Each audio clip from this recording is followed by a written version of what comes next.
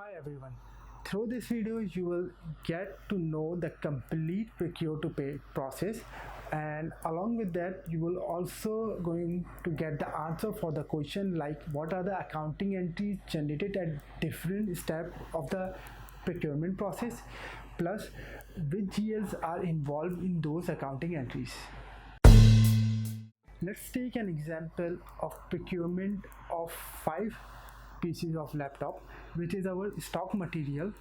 The first step of the process is the creation of purchase requisition, which is created by the concerned department which required certain material. In our case, IT department will create the purchase requisition for 5 pieces of laptop.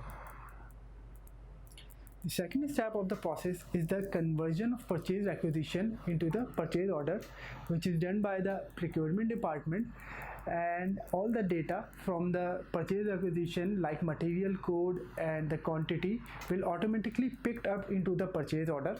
Here the procurement department will only have to specify the net price and the final vendor from which they have decided to procure that material. At third step, the store department will receive the material, which is 5 quantity of laptop, and then book the good receipt against that material after verifying the quality and the quantity of material from the purchase order. Here the accounting entry is generated, which is debit material, which is our laptop, and credit GRIR account from the total amount of 5 quantity, that is 2,50,000. Fourth step, the finance department will receive the vendor invoice against the purchase order and then book that invoice into the system.